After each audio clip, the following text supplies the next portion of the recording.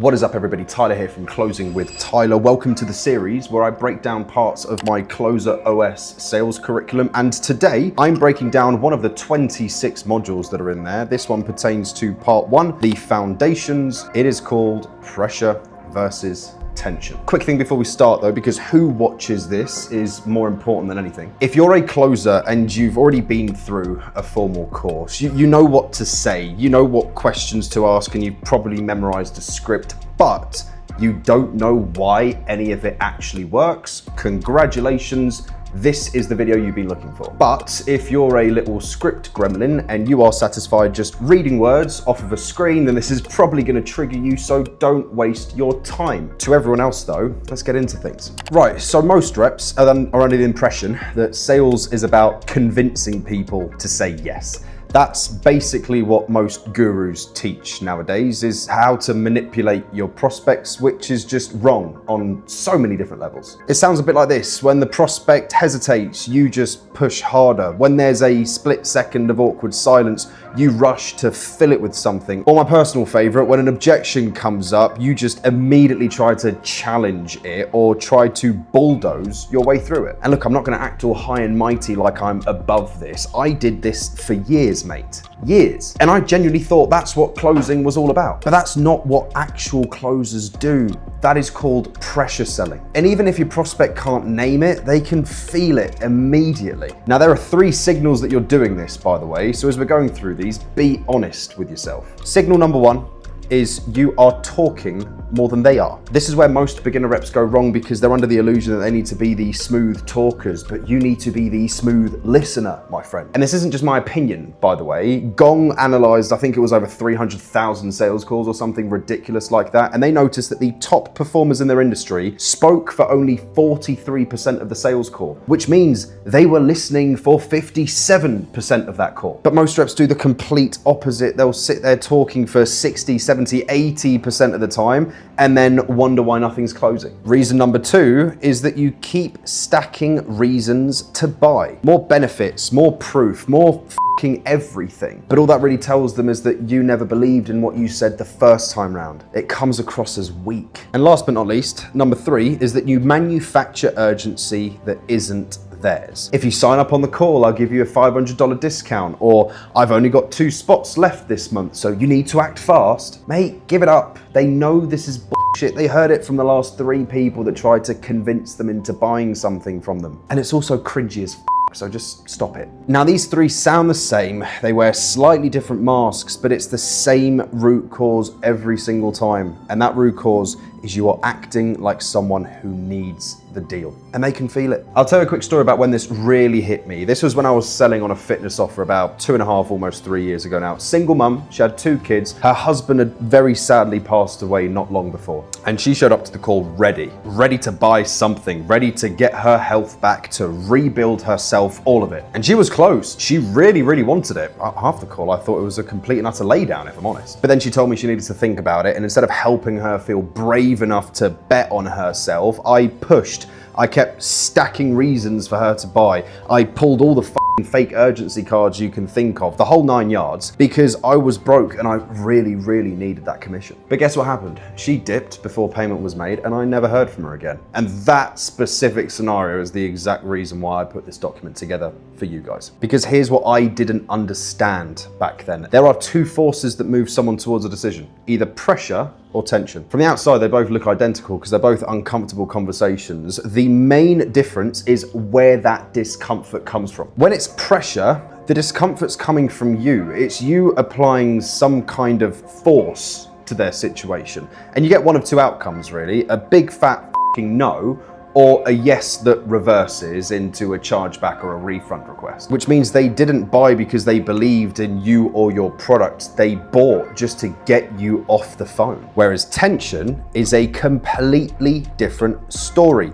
This is when the discomfort's coming from them. It's what happens when someone actually confronts the gap between where they are and where they say they want to be. You didn't create the gap, you just simply made it impossible for them to ignore. And decisions made from tension, those are the decisions that actually stick. And clients sold through tension, by the way, 9 times out of 10, tend to be your best case studies by the time they've finished. Your prospects should feel the cost of staying still, never the pressure of them trying to resist you. So I need to think about it is what we're gonna zoom in on, seeing as that's where I blew it and completely and utterly fell on my face. So let's decode it. It's almost never about thinking. It's almost always an unresolved tension that you missed in discovery. So here's one to remember. Either they haven't felt the true weight of the pain yet, which means you're not done with the discovery, or they feel it and they're just scared. Now here's how old me versus new me would handle the I need to think about it objection. Old me would say something like, sure thing, it's a big decision, I get it,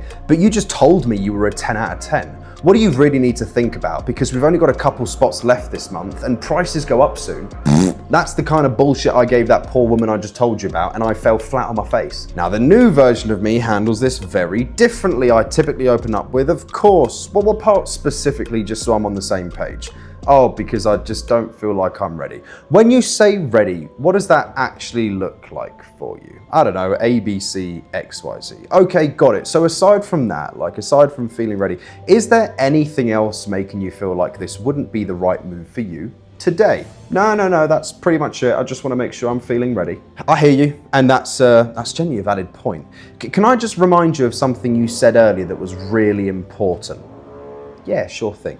What did you actually tell me was the most likely outcome in a few months' time if nothing changes? Completely different conversation that takes me to a completely different answer. And this is the only answer that I can actually work with. But this is why it really matters, because this isn't just a trick for one objection, by the way. It's a lens for you to see every single objection through. Like the partner objection isn't even on this page, but I'll give it to you guys anyway. Like if someone comes to me saying they need to talk to their partner, either they haven't felt enough pain to move and their partner is just the polite way out of the conversation, or they have felt it and they're just outsourcing the no. They're putting that no on an unknown third-party decision maker. They're basically just wanting their partner to talk them out of the big scary thing instead of owning the responsibility of the decision. And reps that rely on these pressure tactics that I was talking about earlier, they'll hear the word partner and just start pitching harder, hoping they're gonna be able to, I don't know, sell the partner who isn't even on the call, which is just madness when you actually think about it. The rep that sells by creating internal tension, though, they don't take anything personally. They stay in the pocket by remaining curious, and if anything, by encouraging the objection.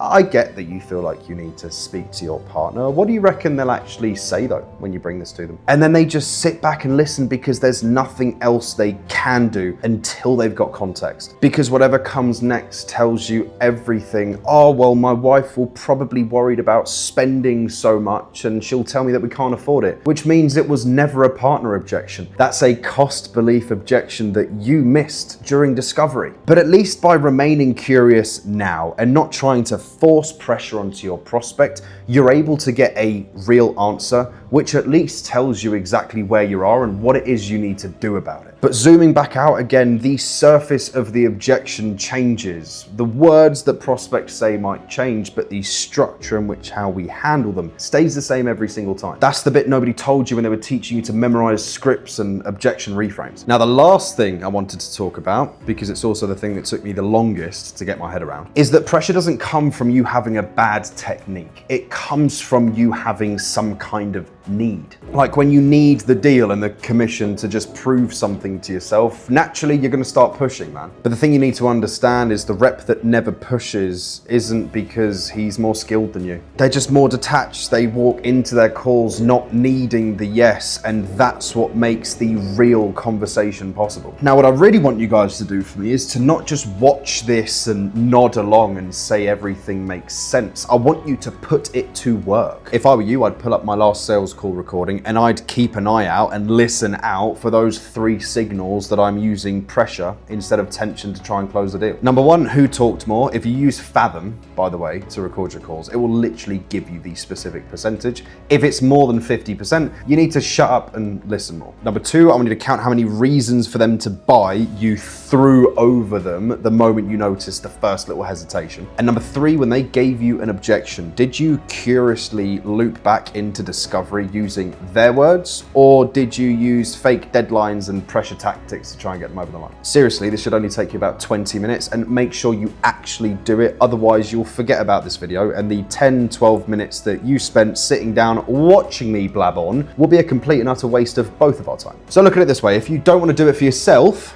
do it for me. But everything I just walked you through, if you want to see me run it on a real live sales call from start to finish, I've got a gold standard recording inside my school group. It's free and the link's in the description. Now in the next video, I'm going to be going over the conversation depth ladder SOP, which covers the 5 different levels to every single successful sales call. Peace.